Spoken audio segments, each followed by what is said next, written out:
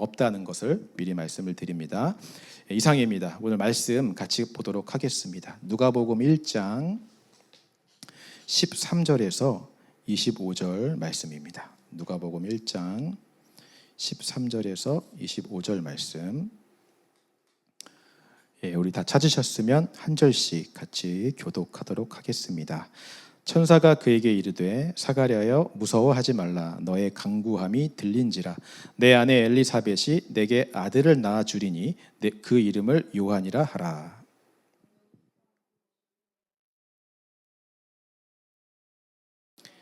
이는 그가 주 앞에 큰 자가 되며 포도주나 독한 술을 마시지 아니하며 모태로부터 성령의 충만함을 받아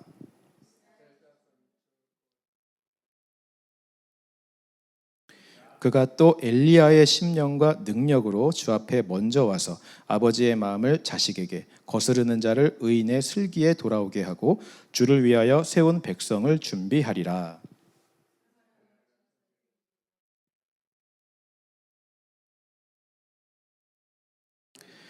천사가 대답하여 이르되 나는 하나님 앞에 서 있는 가브리엘이라. 이 좋은 소식을 전하여 내게 말하라고 보내심을 받았노라.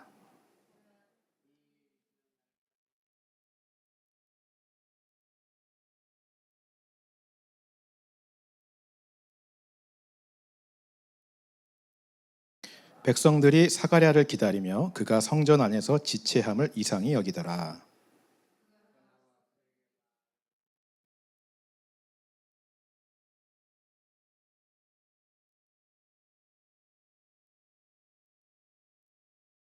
그 직무의 날이 다 되매 집으로 돌아가니라.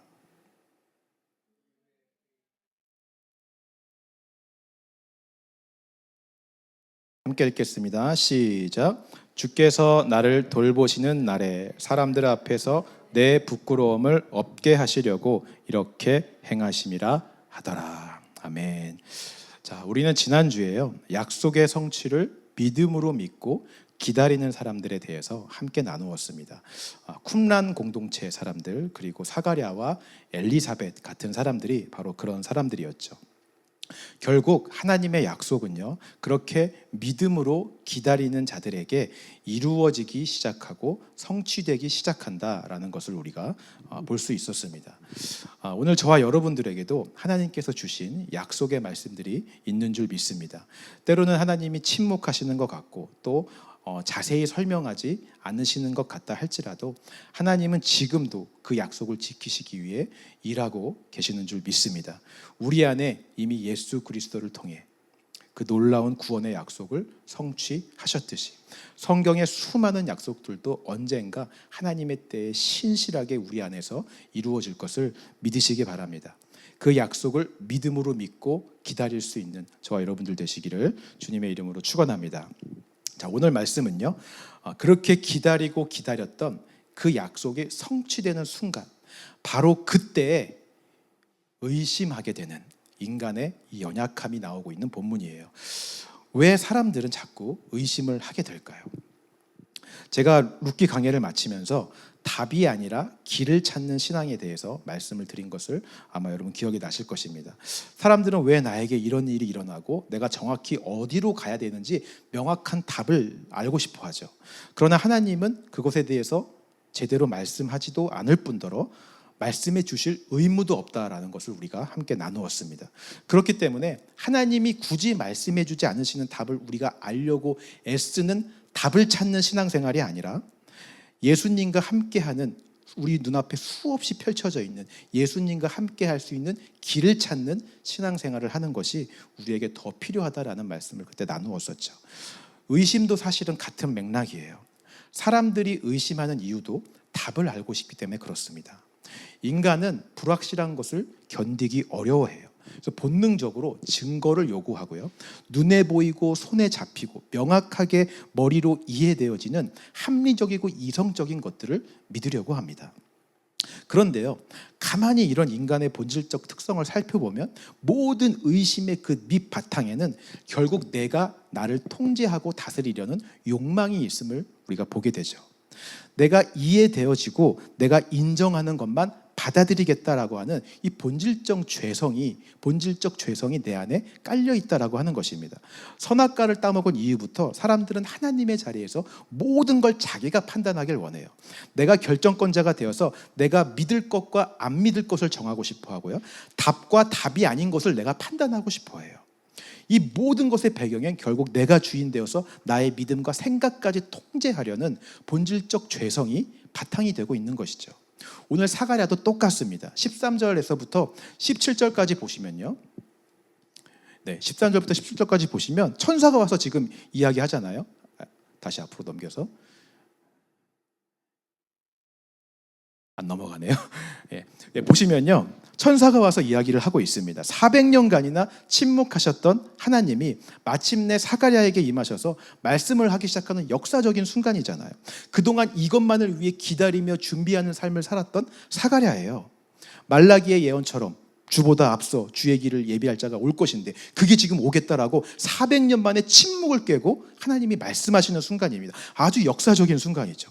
그가 엘리야의 심령을 가지고 능력을 가질 것이고 성령의 충만함을 받아서 주의 길을 예비할 것이다. 사람들을 돌아오게 할 것이다. 준비케 할 것이다. 정말 엄청난 약속의 성취가 이루어진다는 말씀을 지금 눈앞에서 받고 있는 거예요. 그렇다면 여러분, 우리는 엄청 즐거워하고 기뻐해야 되지 않겠습니까? 그토록 기다렸던 예언의 성취가 지금 이루어지고 있는데 드디어 하나님이 400년간의 침묵을 깨고 말씀하시는 순간인데 막 축제를 벌이고 잔치를 벌여야 되지 않을까요? 근데 사가랴가 어떻게 반응하고 있는지 한번 보겠습니다. 18절 말씀 한 장 넘겨서 읽겠습니다. 시작. 내가 이것을 어떻게 알리요? 내가 늙고 아내도 나이가 많으니이다. 에? 저에게 아기가 태어난다고요? 그걸 어떻게 알겠습니까? 라고 물어보고 있어요. 여러분, 내가 이것을 어떻게 알리오란 헬라어를 원어로 그대로 직역하면 내가 그 말을 믿을 수 있는 근거가 무엇입니까? 이 뜻이에요. 그리고 뒤에 이어서 이야기하죠. 내가 이렇게 말한 자기의 근거를 대고 있습니다. 그 근거가 뭐냐면 나는 늙고 아내도 나이가 많기 때문에. 자기는 명확한 근거가 있어요. 나는 하나님의 약속의 말씀을 의심할 수 있는 명확한 근거가 있다. 내가 늙고 아내가 나이가 많다. 자기는 명확한 근거가 있는 거예요. 근데 하나님 당신은 그 약속이 이루어질 것이라는 명확한 근거가 있습니까? 증거가 있습니까? 라고 지금 되묻고 있는 거죠. 여러분, 이 모습이 지금 어떻습니까? 지금 하나님께서 가브리엘이라는 천사를 통해서 눈앞에서 직접 말씀하고 계시는데 지금 자기가 하나님보다 더 높은 자리에서 나의 증거와 나의 기준을 가지고 하나님의 말씀이 이루어질지 아닐지를 내가 판단하고 있는 거예요. 의심하고 있는 거죠. 여러분, 저는 한번 이렇게 생각을 해봤어요. 여기서 만약 하나님께서 정말 사가랴가 이해할 만하고 납득할 만한 이유와 증거를 대셨다면 과연 사가랴는 믿었을까? 저는 절대 믿지 않았을 거라고 생각합니다. 그래도 사가랴는 의심했을 거예요. 왜냐하면요, 자기가 재판관의 자리에 앉아서 모든 것을 판단하는 사람들의 본질적 특징이 그것이기 때문에 그래요. 바뀌지 않아요. 우리도 밖에서 일을 하거나 사람을 만나서 대화를 할 때 죽어도 말이 안 통하는 사람을 만날 때가 있어요. 아무리 눈앞에 팩트와 사실과 증거를 갖다 대도 절대로 인정하지 않는 사람들이 있죠. 이미 자신이 재판관의 자리에서 판단을 내려버렸기 때문에 그래요. 우리도 그렇잖아요. 저와 여러분들도 마찬가지예요. 한번 어떤 사람에 대해서 실망하고 상처 입고 마음이 상하면 다른 사람들이 와서 그 사람에 대한 좋은 면을 아무리 얘기하고 그 사람이 이렇게 착한 일도 많이 하고 좋은 사람이다라고 증거와 팩트와 사실을 나에게 갖다 줘도 한번 내 안에서 그 사람은 나쁜 인간이라고 결정을 내려버리면 쉽게 안 바뀌잖아요. 끝까지 미워하잖아요. 저는 그런데 여러분 안 그러세요? 쉽게 바뀌지 않습니다. 내가 재판관이 돼서 이미 판단을 내려버렸기 때문에. 사두개인들도 그렇습니다, 여러분. 사두개인은 죽은 자의 부활을 믿지 않는 사람들이죠. 그래서 예수님이 부활하신다 그러니까 너 그럼 부활의 증거를 대보라고 이야기를 해요. 그러면서 이런 질문을 하죠. 형제들이 있는데 형이 죽었어요. 그럼 아내가 그 당시 법에 의해서 동생에게 들어가고 그 동생도 죽었어요. 그럼 다음 동생에게 그 아내가 들어갑니다. 자, 그러면 정말 당신이 말한 부활이 있다면 나중에 부활해서 이 여자는 누구의 아내가 됩니까? 라는 질문을 하죠. 지금 보면 너무 유치하게 짝이 없는 질문이에요. 근데 그 당시에 그 사람들은 이게 아주 논리적이고 자신들의 주장에 대해 명확한 이유와 근거를 제시하는 허를 찌르는 그런 기가 막힌 질문이라고 믿고 예수님에게 이 질문을 던진 거예요. 예수님이 이 질문에 대해서 뭐라고 대답하셨을까요? 너희가 성경도 모르고 하나님도 모르는구나 라고 대답하세요. 이 말은 다시 말하면요, 하나님이 얼마나 크신데, 그리고 그분이 말씀하신 이 말씀이 얼마나 깊이 있고 심오한데, 너희의 그 조그만 뇌, 작은 머리 생각과 그 판단으로 하나님을 가두고 거기로 그 기준으로 이걸 착각하고 오해하고 있느냐라고 예수님이 되묻으시는 것이죠. 사실 우리가 하나님 앞에 질문하는 많은 것들이 하나님 보시기에는 똑같이 대답하십니다. 너희가 성경도 모르고 하나님도 잘 몰라서 이런 질문을 하는구나. 그래서 예수님이 아주 차근차근 팩트와 사실을 그들에게 설명해 주십니다. 너희들은 왜 부활을 현재 세계의 법칙으로 생각하냐? 부활 이후에는 현재와 같은 방식으로 우리가 존재하지 않아. 그들은 시집도 가지 않고 장가도 가지 않고 모두가 다 하나님의 자녀로 다른 존재가 되는 거야 라고 아주 정확하게 팩트와 사실을 사두개인들에게 말씀하시죠. 자, 그럼 그들이 그 말 믿었을까요? 절대 믿지 않습니다. 성경 어디에도 그들이 그 말을 듣고 믿었다라고 나오는 본문이 없어요. 그냥 그 말을 듣고 할 말이 없었더라, 말문이 막혔더라 라고 나오고 있습니다. 그들에게 논리적이고 정확하고 사실과 팩트와 증거를 이야기해줘도 그들은 믿지 않습니다. 이미 부활은 없다라는 자신들만의 논리에 갇혀있기 때문에, 판단을 내려버렸기 때문에 듣질 않는 것이죠. 스스로 재판관의 자리에서 판단하는 사람들에게 논리적으로 설득을 하고 팩트와 증거와 사실을 보여줘도 들이대면 할 말이 없어서 말문은 막힐지 모르겠지만 믿음이 생기진 않아요. 오늘날도 마찬가지입니다. 믿지 않는 자들이 자꾸 증거를 대라고 이야기하죠. 하나님 살아계시면 증거를 대봐라. 과연 그들이 납득할 만한 증거를 대면 그들에게 믿음이 생길까요? 저는 절대 그렇지 않다고 생각합니다. 예수님의 DNA가 남아있는 옷자락이 있다면 과연 그들이 믿을까요? 물고기 5개가 자가세포 분열을 해서 5,000명을 먹일 수 있는 음식이 됐다라는 과학적 증거가 만약에 밝혀지면 그들이 믿을까요? 중력의 어떤 특별한 현상에 의해서 갑자기 가벼워져 갖고 사람이 물 위를 걸을 수 있다는 게 과학적 사실로 입증이 되면 그들이 믿겠습니까? 아무리 이런 증거들을 눈앞에 갖다 대고 들이대고 보여줘도 절대 그들은 믿지 않아요. 이미 믿지 않겠다라는 재판관의 자리에서 자기가 판단을 내려버렸기 때문에 그렇습니다. 또 그들이 그런 눈에 보이는 증거로 믿음이 생기고 믿게 된다면 예수님은 이미 그런 증거들을 많이 남겨놓으셨을 거예요. 하나도 없잖아요. 근데 성경도 원본은 없고 사본만 있어요. 그 외에 다른 증거들도 지금 남아있는 것은 하나도 없습니다. 이런 것들이 믿음이 생기게 하는 원인이, 근거와 이유가 되지 않는다라고 명확하게 말씀하시는 거예요. 참 놀라운 것은요, 반대로 나는 믿는다라고 고백하는 사람들이에요. 내가 예수를 믿는다, 나 구원받았다 라고 고백하는 사람들은 모두 다 한결같이 이야기합니다. 내가 논리적으로 이해가 되어져서, 납득이 되어져서, 설득이 되어져서 내가 믿게 되었습니다 라고 말하는 사람은 저는 거의 본 적이 없어요. 그들은 모두 다 이렇게 이야기해요. 똑같이 간증하더라고요. 그냥 믿어졌다. 예수님이 나를 위하여 이 땅에 오셔서 십자가에 죽으시고 내 죄를 사하시고 나를 구원해 주셨다는 사실이, 신의 생명이 내 안에 들어올 때 믿음으로 믿어졌다. 그것이 내 안에서 사실이 되었다. 여러분들과 저의 고백도 다 이렇지 않나요? 여러분 무슨 근거와 이유가 있어서 예수님 믿으세요? 아니잖아요. 맞습니다, 여러분. 이게 믿음이에요. 보이지 않는 것이 실상이 되는 것이 믿음입니다. 보이고 만질 수 있고 납득이 되어지는 건 믿음이 아니에요. 보이지 않는 것이 내 안에서 실제가 되어져서 확신되어지는 게 믿음이죠. 이 믿음이 저와 여러분들에게 있기를 주님의 이름으로 축원합니다. 근데 사람들은 왜 자꾸 의심할까? 특별히 사가랴 같은 사람은 왜 의심할까요, 여러분? 사가랴처럼 약속의 말씀을 믿음으로 오랫동안 믿고 기다렸던 사람조차도 의심할 수 있습니다. 어쩌면 사가랴 같은 사람이 더 의심이 많을 수 있어요.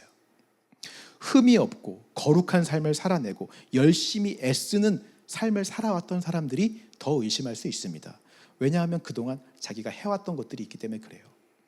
눈에 보이는 것은 믿지 못하지만 사람들은 내가 한 일, 내가 한 경험은 다 믿잖아요. 사가랴가 그런 사람이에요. 자기 의가 있어요. 처음부터 열심히 흠이 없게 거룩하게 살려고 애써온 사람이었어요. 지난주 우리가 사가랴와 엘리사벳을 소개할 때 아내인 엘리사벳은 아론의 후손이다라고 소개를 했었습니다. 사가랴는 당연히 제사장이니까 아론의 후손이겠죠. 제사장 지파 사람들은 다른 지파 사람들과 얼마든지 결혼할 수 있었어요. 근데 그럼에도 불구하고 굳이 아론의 후손들과 결혼하는 것을 더 선호했습니다. 왜 그러냐면 이 제사장 직분을 승계받기 위해서 정결과 어떤 위엄을 갖춘 목의 혈통이 굉장히 중요했기 때문에 그래요. 그래서 사가랴는 이런 것까지 준비하고 계획하고 고려해서 엘리사벳을 선택한 것입니다. 나중에 우리에게서 태어나는 그 자녀도 하나님 앞에 거룩하고 흠이 없는 주의 자녀로 세워질 수 있도록 아론 계통의 아내를 선택해서 결혼을 한 것이죠. 철저하게 준비한 사람이에요. 거룩하고 흠이 없는 삶을 살려고. 그리고 지난주에 봤듯이 성전에서 봉사하지 않는 나머지 50주, 1년에 50주는 정말 열심히 살아냈죠. 거룩하고 흠이 없는 삶을 애쓰면서 사람들이 다 인정할 만큼 살아냈어요. 그렇게 지금까지 해온 자기 의가 있어요. 그것이 자신 안에서 경험이 되고 의가 되고 증거가 되는 거예요. 내가 판단한 것이 옳다, 맞다라고 증명해 줄 수 있는 백그라운드가 되는 것입니다. 내가 이렇게까지 한 사람인데, 내가 이렇게까지 거룩함과 흠이 없이 살려고 이렇게까지 살고 이렇게까지 준비하고 계획한 사람인데, 그래도 내가 지금 판단하고 내가 결정한 이 선택이 다른 사람들보다 낫지, 다른 사람들보다 내가 옳지 라고 만드는 기준이 되는 거예요. 이게 더 나아가서 지금 내 눈앞에서 말씀하시는 하나님의 말씀보다 내 판단이 다 옳다라고까지 지금 나아가고 있는 거죠. 제가 하나님이라면 진짜 황당하실 것 같아요. 야, 너 지금까지 잘 기다려왔는데 왜 막판에 의심하고 그래? 좀 정신 차려 라고 막 홍군형을 내거나 쓴소리 한번 하실 것 같아요. 그런데 우리 하나님 뭐라고 말씀하시나요? 20절 말씀 한번 읽어보겠습니다. 시작.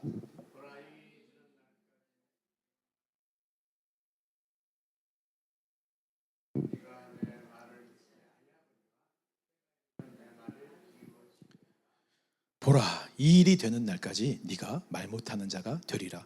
그냥 입을 막으시네요. 어떤 학자들은요, 이 입을 막으신 게 하나님의 벌이라고 주장합니다. 자꾸 의심하니까 아주 혼내키시려고 너 말하지 마 라고 입을 막으셨다라고 주장을 해요. 뭐 어느 정도 그런 의미도 있겠죠. 근데 저는 이게 벌보다는 하나님의 자비의 손길, 배려에 더 가깝다고 저는 생각이 듭니다. 의심하는 우리에게 주시는 하나님의 배려, 우리를 너무나 사랑하고 너무나 아끼시기에 우리를 도우시기 위한 하나님의 손길처럼 느껴져요. 우리 안에는 온갖 의심, 불신, 더러운 거, 하나님께 불순종하고 싶은 것, 이 죄의 본질 가득하잖아요. 이것이 자꾸 튀어나와서 나를 주장하게 만들고요, 하나님보다 나를 더 높은 곳에 자꾸 두게 만들어요. 그 통로가 되는 첫 번째가 바로 입이에요. 입을 통해서 말로써 내 생각과 내 판단과 내 주장이 나오잖아요. 하나님은 우리를 위해서 그렇지 못하도록 물리적으로 입을 막아주실 때가 있는 거예요. 금식하게 해주시는 것이죠. 제가 말씀드렸듯이 금식은 밖에서 들어오는 걸 막는 게 아니라 안에서 나가는 걸 막는 게 금식이라고 제가 말씀을 드렸습니다. 내 생각, 내 판단, 내 의심 잠잠하게 되도록 입을 막아버리시고 눈앞에 있는 하나님의 약속만 바라보게 만드시는 거죠. 하나님께서 사가랴를 위해 일부러 이렇게 하시는 거예요. 스스로 통제하지 못해서 의심하고 하나님께 불순종하려고 하는 사가랴를 물리적으로 입을 막으셔서 약속의 말씀을 다시 한번 바라볼 수 있게 해주시는 거예요. 잠잠하게 기다리며 내 생각이 아니라 하나님의 생각을 보게 하세요. 내가 입을 닫고 있는 동안 하나님이 어떻게 역사하시는지 좀 보여주시려고 입을 막으시는 거죠. 하나님께서 저와 여러분들의 입을 막으시는 순간도 있습니다. 내 생각, 내 옳음, 내 판단 주장하고 싶을 때 내 입을 딱 막아서 말 못하게 하실 때가 있어요. 어쩌면 우리는 그게 불편할지 모르겠어요. 왜냐하면 우리의 본질은 늘 우리가 결정권자가 되어서 내가 말하고 내가 선포하고 싶어 하거든요. 그게 익숙해요. 더 오히려 내가 말하지 못하면 불이익을 당할 것 같고 손해를 당할 것만 같습니다. 아니나 다를까 21절 보니까 사람들이 사가랴가 말 못하니까 이상하게 여기기 시작해요. 아마 그래서 많은 학자들이 이걸 벌이다라고 생각하는 것 같아요. 나를 주장하지 못하는 괴로움, 내 억울함을 말하지 못하는 괴로움, 내 생각을 말하지 못하는 것이 우리 입장에서는 벌처럼 느껴질 수 있는 거죠. 그러나 이것은요, 하나님의 은혜라고 저는 믿습니다. 내 입이 다물어져야 하나님의 음성이 들리기 때문에 그래요. 내 입이 다물어지고 내 입이 내 안에서 나오는 것들이 더 이상 없어야지 하나님의 말씀이 보이고 하나님이 어떻게 일하시는지를 우리가 볼 수 있기 때문에 그렇습니다. 제 경험상이요. 제가 오래 인생을 산 건 아니지만 제 경험상 제가 100번을 나의 입을 열어서 나의 옳음을 주장해도 이걸 듣고 믿고 인정하는 자들은 거의 없어요. 내 앞에서는 예, 맞아요. 그 말씀 다 맞죠. 라고 얘기해도 속으론 자기 논리와 자기 주장을 가지고 다 반대하고 있어요. 어쩌면 저의 유창한 말빨과 다양하게 알고 있는 많은 지식적인 것들로 순간 그들의 말문이 막히게 할지도 모르겠습니다. 그러면 제 안에서는 내가 이겼다, 내가 옳다 라는 순간적 승리와 쾌감을 느끼게 되죠. 제가 잘 알아요. 저도 그런 쾌감이 좋아서 많은 사람들과 논쟁하고 말로 그들을 짓누르는 것을 즐겨했던 사람이었기 때문에 그래요. 근데 제가 하는 말에 그들의 말문이 막힐지는 몰라도 내 말을 믿거나 내 말이 옳다라고 인정하는 경우는 거의 없습니다. 뒤에서 너나 잘하세요 라고 하는 경우가 대부분이에요. 근데 내가 말하지 않고요, 내 입은 닫아지고 하나님이 일하기 시작하면 오히려 믿는 자들이 생기더라고요. 답을 찾는 인생이 아니라 예수님과 함께 걸어가는 길을 찾는 그 삶을 살아낼 때 그 삶을 보고 따라오는 자들이 생기기 시작해요. 나도 그런 삶을 살아보고 싶다라고 이야기하더라고요. 네가 믿는 예수님을 나도 한번 믿어보고 싶다라고 얘기하는 사람들이 생겨요. 오히려 내가 말할 때보다 입을 다물 때가 훨씬 더 좋은 거예요. 저도 지금 일을 하면서 사람들이 제가 목사인 걸 알잖아요. 자꾸 저랑 신학적인 논쟁을 하려고 하는 사람들이 많이 있습니다. 거기에 교회를 나가지 않는 분들이 많은데 나름대로 유튜브 보면서 공부도 많이 했고 지식이 되게 많아요. 기독교 역사부터 기독교 역사를 다 꿰고 있더라고요. 이미 공부를 많이 했어요. 그런 지식을 다 가지고 저에게 막 논쟁을 거는 거예요. 이런저런 논리를 가지고 저에게 막 이야기를 합니다. 예수님을 믿지 않는다고 다 지옥에 보낸다면, 그런 하나님이시라면 나는 기꺼이 지옥에 가겠습니다. 이렇게 말하는 사람들도 있었어요. 제 안에 그런 분들에게 하나하나 논리적이고 이성적이고 합당한 근거들을 가지고 조목조목 따지면서 그들의 말문을 탁 막히게 하고 싶은 욕망이 순간순간 막 들어와요. 그때마다 하나님이 제 입을 닫게 해주세요. 그냥 그들의 생각에 이렇게 말하라고 말씀하십니다. 그렇게 생각할 수도 있겠군요. 믿지 않는 분들은 이렇게 생각할 수 있다는 것을 제가 알게 되어서 감사합니다. 당신과 좀 더 대화해보고 싶어요 라고 말하게 하는 거예요.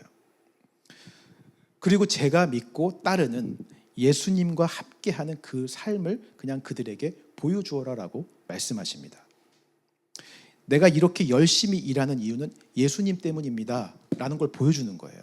내가 아침에 30분 전에 출근하고 30분 늦게 퇴근하는 것도 내가 예수 믿기 때문에 그래요. 성실하게 일하는 것도 예수 믿기 때문에 그래요. 내가 분노하지 않는 것도 예수 믿기 때문에 그래요. 화내지 않는 것도 예수 믿기 때문에 그래요.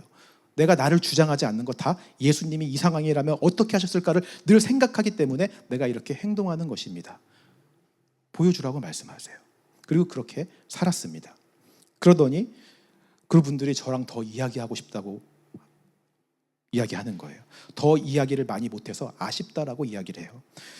저와 함께 있으면 저 일하는 공장에서 사고가 나서 무슨 일이 생겨도 근데 목사님을 지켜주시는 하나님이라면 나도 목사님 옆에 있으면 나도 안전하지 않을까요? 라고 물어보는 사람도 생기기 시작해요. 기독교에 대해 반감을 가지고 있던 사람들의 마음이 조금씩 열리기 시작하는 거예요. 내가 말하고 100번 내 입술로 증거하고 사실과 팩트를 이야기하는 것보다 내 입 닫고 하나님이 일하시는 걸 보는 게 훨씬 좋아요. 여러분들의 삶에서 하나님께서 입을 막아주셨다면 그것이 은혜임을 믿으시기 바랍니다. 복된 일을 경험하게 해주시려고, 하나님이 어떻게 일하시는지 보여주시려고 우리의 입을 막는 순간이 있다라고 하는 것이죠. 결국 사가랴와 엘리사벳은요 이렇게 고백합니다. 25절 말씀 한번 읽어볼까요? 시작. 사람들 앞에서 내 부끄러움을 없게 하시려고 이렇게 행하심이라 하더라. 자, 이 모든 일들이 뭐였다라고 고백하죠? 주님의 돌보심이었다라고 고백합니다. 이게 벌이 아니었대요. 본인도 느껴요. 이건 벌이 아니야. 하나님의 돌보심이고 자비고 사랑이고 은혜였다라고 고백하는 것입니다. 입이 닫혀져 있고 자기들이 숨어서 지내는 동안 그들은 하나님의 말씀에만 온전히 집중할 수 있었고요. 자기의 모습을 볼 수 있었습니다. 그렇게 오랫동안 믿음으로 약속의 말씀이 이루어질 것을 기다리고 기다렸음에도 불구하고, 거룩하고 흠이 없는 삶을 살려고 애쓰고 노력했음에도 불구하고 결정적인 순간에 의심하는 자기 모습을 보는 거예요. 그 순간에 내가 하나님보다 더 높아져서 하나님의 말씀이 맞다 아니다를 판단하고 있는 교만한 자기 모습을 입이 닫혀져 있는 동안에 본 것이죠. 결국 나라는 인간은 내가 어떤 일을 했건 어떻게 살아왔던지 간에 하나님의 은혜 없이는 살 수 없는 존재구나 깨닫게 돼요. 이렇게 자기가 연약하고 이렇게 죄인인데 하나님은 이런 나를 위해서, 의심하고 연약한 나를 위해서 돌보시기 위해서 내 입을 막아주시고 하나님의 말씀에 집중할 수 있게 해주시고 나의 부끄러움과 수치를 다 없애주시고 하나님이 어떻게 일하시는지 나에게 보여주셨구나. 나 이 하나님의 은혜 없이 살 수 없다. 나 이 하나님이면 충분하다. 비로소 입이 닫혔을 때야 비로소 내가 누구인지, 하나님이 어떤 분이신지 명확히 보게 되는 것입니다. 지금 그 고백을 하고 있는 거예요. 오늘 저와 여러분들도 하나님께서 돌보시고 계심을 믿으시기 바랍니다. 그분이 지금도 우리에게 은혜와 자비를 베푸시고 계세요. 때론 우리의 입을 닫으시는 순간이라 할지라도 결국 우리에게 가장 좋은 것을 주시려고 돌보시는 중임을 믿으시기 바랍니다. 이것을 믿음으로 믿고 기다릴 수 있는 우리가 되었으면 좋겠어요. 마지막에 1장 63절 읽지는 않았지만 우리 누가복음 1장의 마지막 본문입니다. 거의 마지막 말씀이에요. 사가랴의 고백입니다. 한번 읽어보겠습니다. 시작. 이에 그 입이 곧 열리고 혀가 풀리며 말을 하여 하나님을 찬송하여. 자, 마침내 약속의 성취가 되었어요. 아기가 생기고 그 이름을 요한이라 지었습니다. 그러자 막혀있고 그동안 닫혀있던 입술이 열리기 시작했어요. 입이 열리자마자 가장 먼저 터져나온 말이 뭡니까? 하나님을 찬송하는 말이 터져나오기 시작해요. 의심을 말하던 입술이 찬송의 입술로 바뀌게 되었습니다. 입이 닫혀져 있던 순간 하나님의 일하심을 보았고 약속의 성취됨을 계속 보았잖아요. 늙고 나이가 많은 나의 기준과 나의 생각으로는 불가능했던 그 우리가 아기가 생겼어요. 입이 닫혀져 있을 때 일어난 일이에요. 그리고 마리아가 성령으로 잉태되어서 동정녀 탄생을 하는 그 역사적인 은혜도 경험했어요. 다 입이 닫혀져 있을 때 경험한 은혜들이에요. 사가랴가 입이 닫혀져 있는 동안 그 많은 하나님의 일하심을 본 거예요. 그리고 마침내 입이 열리게 되었을 때 그동안 보아왔던 수많은 하나님의 돌보심과 은혜를 보고 감격에 벅차서 하나님을 찬송하기 시작하는 것입니다. 입술의 고백에서 그것이 터져나올 수밖에 없는 것이죠. 오늘 저와 여러분들의 입에서도 이 찬송의 고백이 터져나오기를 소망합니다. 내 육신에서 나오는 모든 소리들, 의심의 소리들, 내 옳음, 내 생각, 내 판단, 내 주장, 이 모든 것들은 다 닫혀지고 하나님의 일하심을 볼 수 있게 되기를 바라요. 그리고 마침내 하나님의 때에 우리의 입이 열리는 순간 정말 가슴 벅찬 감격과 감사로 찬송을 높여드릴 수 있는 저와 여러분들이 되었으면 좋겠습니다. 하나님이 지금까지 우리를 돌보셨구나.